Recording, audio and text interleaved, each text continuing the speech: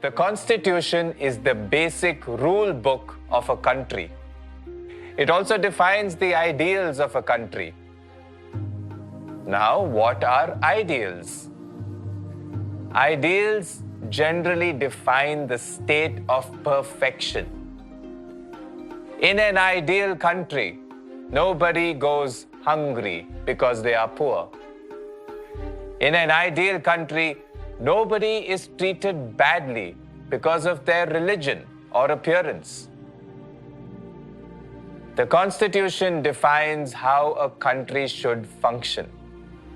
The Constitution contains the main principles of governance.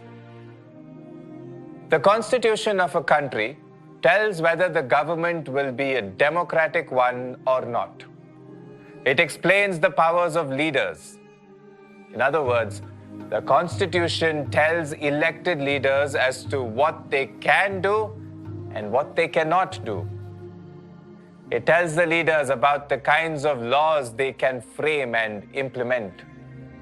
Therefore, writing the Constitution of a country literally gives you the power to reshape the way it is run.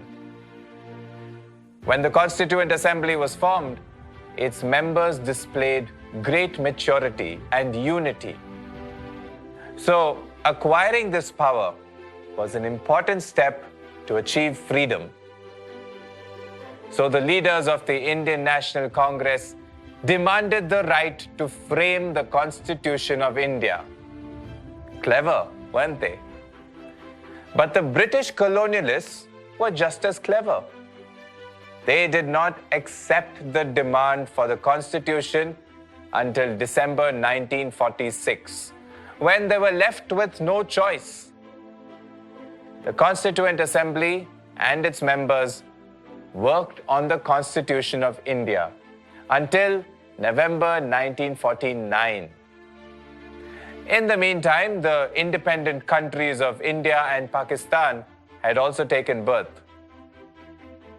The people of India had to quickly agree on a constitution and set up their own government. They had to literally build a new country based on new thoughts and principles. Imagine a country that was divided into small kingdoms, a country that was ruled by hundreds of kings for centuries. As if that wasn't enough, it was administered by the British colonialists for another 150 years. Now, an idea of a fully responsible and democratic government was fresh in the minds of its people. Many doubted the stability of a democracy in a vast and diverse country like India.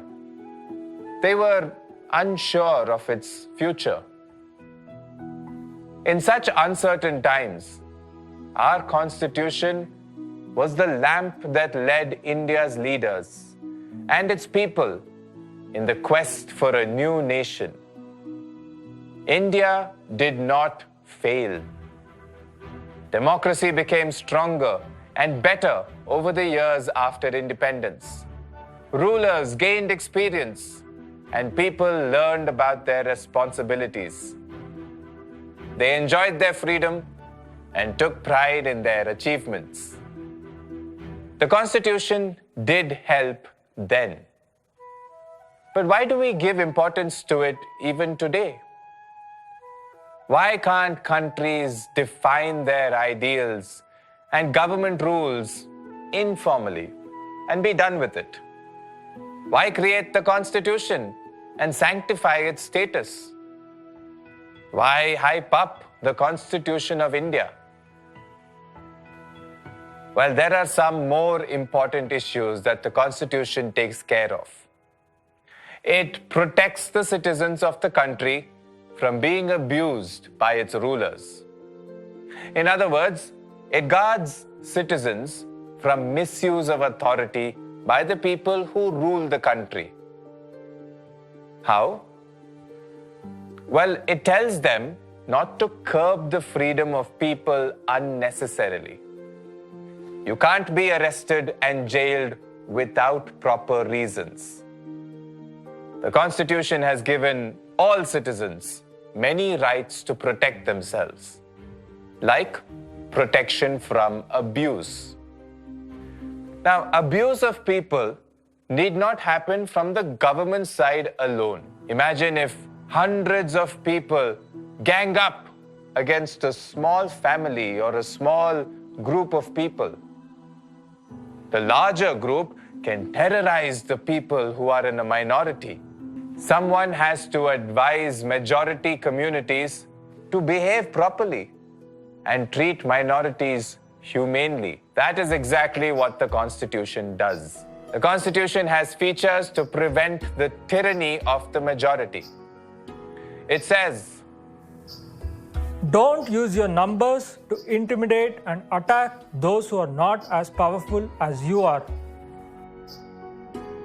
Last but not the least, it guards people from making hasty, emotional decisions. It saves them from themselves. How exactly?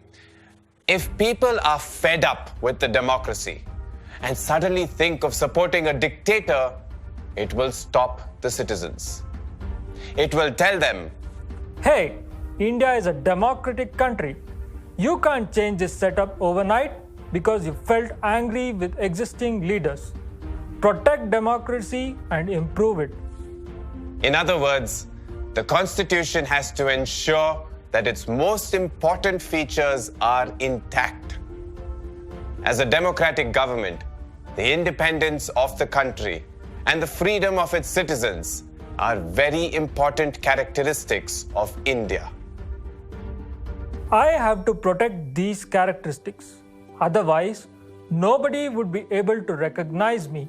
If nobody can recognize me, then nobody will be able to recognize India.